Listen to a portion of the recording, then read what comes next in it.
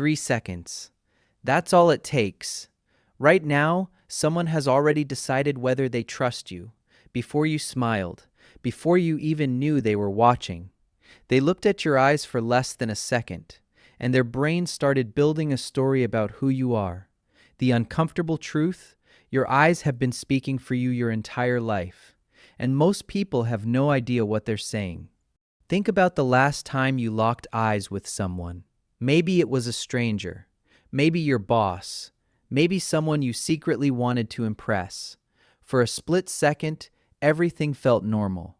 Then your attention snapped inward. You became aware of yourself. You wondered what they were thinking. Your chest tightened, and without even realizing it, you looked away. Almost everyone does. But here's the strange part. That tiny moment feels meaningless. Your brain doesn't think it's meaningless.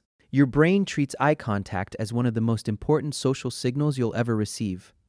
Because your brain doesn't process eye contact like a camera, it processes it like social information. And social information has always mattered for survival. For most of human history, being accepted meant safety. Being rejected meant danger. So your brain evolved to pay extremely close attention to faces, especially eyes, which means every time someone looks at you, your brain immediately starts asking questions. Are they safe? Are they interested? Are they paying attention? Can I trust them? And the incredible part is that your brain starts answering those questions before you're consciously aware of it. Researchers have found that people form first impressions remarkably fast, sometimes within fractions of a second, before a conversation begins, before a handshake, before a single word is spoken. And one of the strongest signals involved in those impressions is eye contact. Not because eye contact is magical, because eye contact provides information. A calm, steady gaze often signals attention, presence, engagement, while constantly looking away can unintentionally signal uncertainty, discomfort, or disinterest, even when that's not what you mean. Imagine two people walking into the same interview, same qualifications, same preparation, same experience. The first person sits down.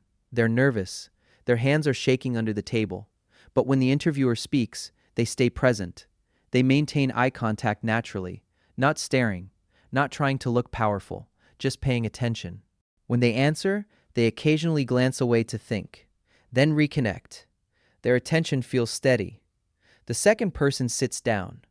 They're just as qualified, maybe even more qualified, but every few seconds their eyes move away, toward the floor, toward their hands, toward the wall, then back, then away again. The interviewer probably isn't consciously tracking any of this, but the brain notices. Because human beings are constantly reading social signals. The result? One person feels easier to trust, not necessarily because they are more trustworthy, but because their behavior is easier for the brain to interpret, and that distinction matters. Eye contact doesn't create trust, it helps communicate it. That's why some people seem confident even when they're terrified, and some people seem uncertain even when they're incredibly capable. The difference often isn't confidence itself, it's the signals being sent. Now here's where things get really interesting. Most people think eye contact is about dominance. It isn't. Strong eye contact isn't about overpowering someone. It's about presence. When you're calm and attentive, other people often experience you as calm and attentive. Human nervous systems constantly influence each other. We're social creatures. We read tone, facial expressions, body language, and especially the eyes. The eyes tell us where attention is directed, whether someone is engaged, whether they're mentally present, or whether they're somewhere else entirely. And because attention is so valuable, eye contact becomes one of the strongest forms of nonverbal communication we have. But there is a problem. Many people develop a habit of looking away, not because they're weak, not because they're broken, not because they're bad with people, because their brain learned to avoid discomfort. Maybe they felt embarrassed, maybe they felt judged, maybe they had an awkward experience, maybe they became self-conscious. Whatever the reason, the brain found a solution. Avoid eye contact, reduce discomfort, feel relief. And every time that works, the brain learns the lesson again. Avoidance becomes automatic. Then something subtle happens. The behavior slowly becomes an identity. Instead of saying, I avoid eye contact, people start saying, I'm shy, I'm awkward, I'm not good socially, I'm just not a people person.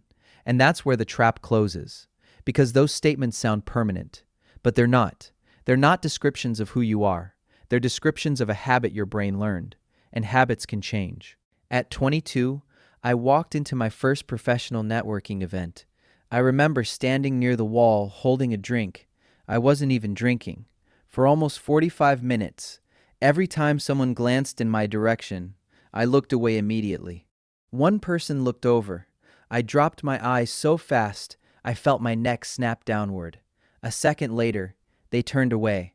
Of course they did. I told myself I was just observing, that I would talk when the moment felt right. The moment never came. I left before it did. And for years, I thought the problem was confidence. It wasn't. I was unknowingly sending a message before I ever opened my mouth. My eyes were saying, don't approach, don't engage, keep moving. And the worst part, I didn't even know I was saying it. Maybe you've done the same thing. Maybe you've walked out of conversations wondering why people didn't connect with you. Maybe you've felt invisible in rooms full of people. Maybe you've assumed you're just naturally awkward. But what if that's not true? What if the problem isn't who you are? What if it's simply a pattern your brain learned? Because neuroscience is very clear about one thing. Brains can learn, and brains can relearn. Which brings us to something surprisingly simple. If you want to become more comfortable with eye contact, don't start with strangers. Don't start with interviews. Don't start with dates. Start with a mirror. Seriously, stand in front of a mirror once a day. Look into your own eyes and count to 3. That's it. 3 seconds. Notice the urge to look away. Notice the discomfort. Notice the tension, and stay anyway. Because your goal isn't to feel confident. Your goal is to create evidence. Evidence that you can remain present. Evidence that eye contact isn't dangerous. Evidence that you don't need to escape the moment. 3 seconds today. 3 seconds tomorrow. 3 seconds the next day.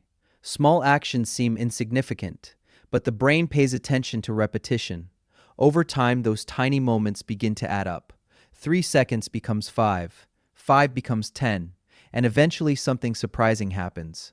You stop thinking about eye contact. You stop managing it. You stop worrying about it. You simply become present.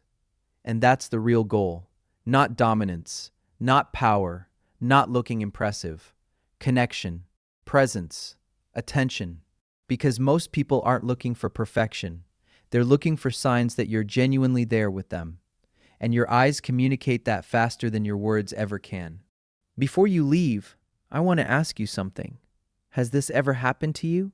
A conversation, an interview, a classroom, a meeting, a room full of people, a moment where you wanted to connect with someone, but your eyes looked away before you had the chance.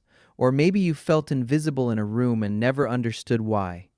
How many opportunities do you think you've lost? Not because you weren't smart enough, not because you weren't talented enough, but because your eyes said don't before your mouth had a chance to say hello. Has that ever happened to you? Tell me in the comments. What happened? What did you feel? I'd genuinely like to hear your story. I read every comment, and who knows, your experience might help someone else realize they're not alone. Your eyes have been speaking for you your entire life. Maybe it's time to change the message.